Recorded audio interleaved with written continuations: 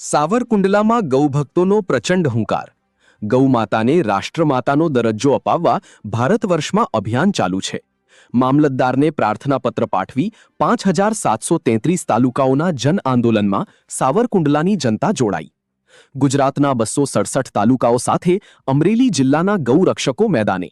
ગૌસેવા મંત્રાલયની માંગ સાથે ભારત વર્ષમાં અભિયાન ચાલુ છે। રાષ્ટ્રના આધારે ગૌમાતાને બંધારણીય સન્માન અપાવવા કરોડો ગૌપ્રેમીઓએ મિસ્ડ કોલ દ્વારા નોંધાવ્યું સમર્થન। ઇતિહાસના સૌથી મોટા ગૌ આંદોલનનો સાવરકુંડલામાં શંખનાદ। રાષ્ટ્રના ખૂણે ખૂણે અત્યારે ભારત વર્ષમાં અભિયાન ચાલુ છે। Bureau chief Sanjay Vaghela, Amreli. 7 તારીખ જ્યારે સાવરકુંડલા તાલુકામાં એક ગૌ સંવર્ધન ગૌ રક્ષા કે લીએ માટે જે કાંઈ અભિયાન રાખવામાં આવ્યું છે, આજ મામલતદાર કચેરીની અંદર આવેદન પત્ર પણ આપ્યું છે। હું મહામંડલેશ્વર મસ્તરામ બાપુ બોલું છું અને કાયમને માટે રાષ્ટ્રપતિ સુધી, વડાપ્રધાન, મુખ્યમંત્રી સુધી આ અહેવાલ પહોંચે એવી મારી પ્રાર્થના છે। અને ગૌ સંવર્ધન ગૌ રક્ષા આજે 39 પ્રજાતિઓમાંથી 3 પ્રજાતિ બિલકુલ લુપ્ત થઈ ગઈ છે। જ્યાં સુધી ગાયો આ પૃથ્વી ઉપર નહીં હોય ત્યાં માણસનું જીવન અસ્તવ્યસ્ત હશે, એનું શરીર સારું નહીં રહે। એટલા માટે એની રક્ષા કરવી અને એનો વિકાસ કરવો, એટલા માટે સરકાર એનો ન્યાય આપે એવી મારી કરવત પ્રાર્થના છે। અસ્તુ। મારું નામ ભાવિન ગોરડિયા છે। આ સર્વે અમારા ગ્રુપ મેમ્બર છે। અમે એક ગાયો માટે એક સેવા કરીએ છીએ। જે અત્યારે જે અભિયાન ચાલે છે એ ગૌ માતા રાષ્ટ્રમાતા બનાવવાનું અભિયાન ચાલે છે। અત્યાર સુધીમાં અમે 6400 જેટલા તાલુકામાં અને જિલ્લામાં આવેદનપત્ર આપેલું છે। અત્યારે ગૌ માતાની પરિસ્થિતિ બહુ કપરી છે। જે અત્યારે હેરાન થાય છે, કતલખાને જાય છે, પ્લાસ્ટિક ખાય છે।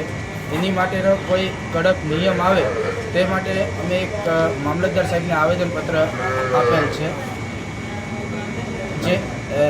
જેના નિયમ કડક થાય તેની અમે સાહેબશ્રીને અમે અપીલ કરીએ છીએ કે આ ગૌ માતા માટે નિયમ કડક થાય। આ કાર્યક્રમ સર્વ સાધુ સંતો द्वारा કરવામાં આવેલો છે। मेरा नाम तो आशीष भदौरिया है और ये हमारे साथी हैं मनीष तिवारी जी हैं। हम लोग वृंदावन से साधुओं की आज्ञा के द्वारा यहाँ आए हुए हैं।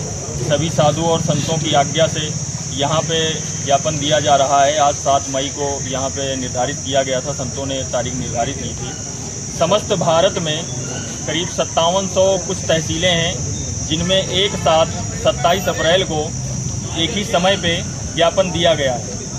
उस ज्ञापन के माध्यम से सरकार को प्रार्थना की जा रही है। सभी संतों का विचार है और कि माननीय मुख्यमंत्री जी को, माननीय प्रधानमंत्री जी को, माननीय राष्ट्रपति जी को, माननीय राज्यपाल जी को तहसीलदार